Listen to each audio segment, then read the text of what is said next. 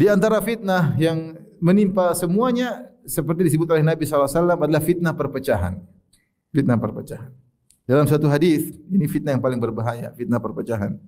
Rasulullah SAW bersabda dalam Sahih Muslim, "Sa'altu Rabbi thalathan."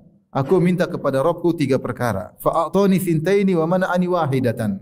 Aku berdoa kepada Allah memohon 3 perkara. Allah kabulkan 2, yang 1 tidak dikabulkan. Sa'altu Rabbi alla yuhlika ummati bisanati fa'ataniha.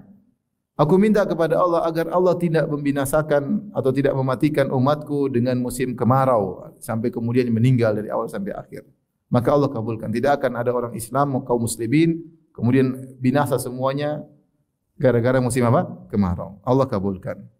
Wa sa'altu an la yuhlika ummati bil gharaq fa'ataniha. Aku juga mohon kepada Allah agar umatku tidak binasa dengan semuanya binasa gara-gara tenggelam seperti yang dialami oleh kaum Nabi Nuh. Maka Allah kabulkan. Wa sa'altu an la yaj'ala ba'sahum bainahum. Dan aku mohon kepada Allah jangan menjadikan kaumku saling bermusuhan di antara mereka. Ini permohonan yang ketiga. Famana'aniha. Allah tidak kabulkan. Allah tidak kabulkan. Ini contoh fitnah yang luar biasa, pertikaian, permusuhan, perselisihan. Ini Rasulullah pernah minta agar umatnya tidak berselisih, namun Allah tidak kabulkan. Tentu ada hikmah di balik ini, Allah yang lebih tahu ya. Allah yang lebih tahu ya. Saya pernah bicara sama seorang syekh. Ada sedikit perselisihan. Saya bilang, "Syekh, ini ada seorang, kita sudah berusaha Syekh, sudah berusaha untuk mengambil hatinya, sudah ini, tapi dia tetap saja gini-gini." Kata syekh tersebut, "Ya sudah, sabar.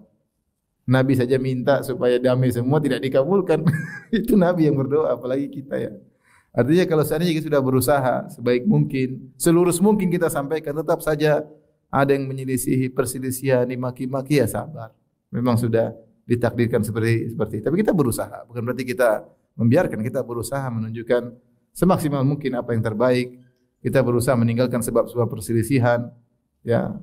Dan kita berusaha tetap menjelaskan kebenaran. Ya, bukan berarti kalau kita ingin bersatu kemudian semuanya halal, yang haram-haram kita bilang halalkan supaya enggak ribut.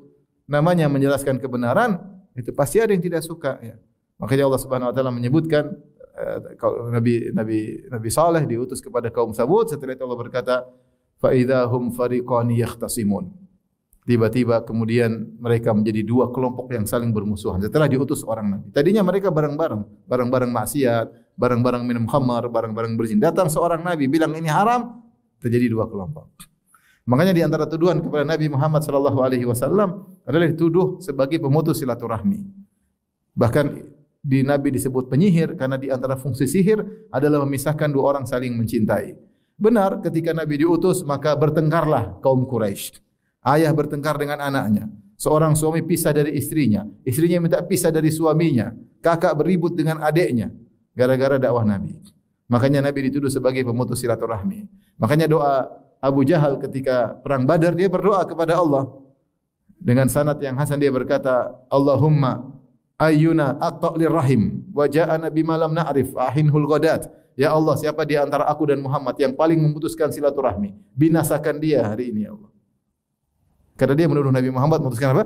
Silaturahmi. Allah abadikan dalam Al-Quran. Kata Allah Subhanahu Wa Taala, "In tastaftihu faqad ja'akumul fath." Jika kalian minta keputusan, telah datang keputusan. Yang benar yang memutuskan silaturahmi adalah Abu Jahal, bukan Nabi Muhammad sallallahu alaihi wasallam. Harusnya dia nurut kepada dakwah Nabi, bukan dia menentang. Jadi yang menentang itu yang memutuskan apa? Silaturahmi. Mau saya kita berusaha baik-baikan, berusaha selama ini masalah khilaf kita jangan perbesar. Ini masalah sudut pandang, tapi ada perkara yang memang itu haram, tidak bisa kita kotak-katik, ya tetap haram. Tidak mungkin kita demi kebaikan kita bilang halal, mustahil. Kalau syirik ya syirik, gimana? Kalau masalah khilafiyah, masalah kunut ya masing-masing lah. Ini masalah khilafiyah. Selama ini ranah khilafiyah kita buka buku ulama masih khilafiyah.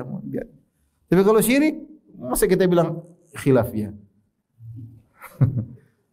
Ada yang bilang Tuhan bersatu dengan makhluknya, ada yang bilang tidak, khilafiyah. Akhirnya semua orang membuat apa saja. Jilbab tidak wajib, khilafiyah. Ya gimana tidak? Ibadah sambil joget-joget, khilafiyah. Ini enggak ada khilafiyah, enggak boleh. Enggak boleh. Nanti semua kemaksiatan dibilang apa? Khilafiyah. Ya ada perkara khilafiyah kita berlapang dada. Ada perkara yang tidak bisa.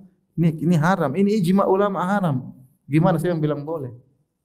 Mau ribut ya sudah. Yang penting kita sampaikan kebaikan. Maksud saya, di antara fitnah yang menimpa semua orang, fitnah pertikaian, perpecahan. Maka kita hendaknya berusaha mengambil sikap yang terbaik, yaitu kita tidak memicu permusuhan, tapi kita bertahan di atas jalan yang benar yang digariskan oleh Allah dan Nabi Muhammad sallallahu alaihi wasallam.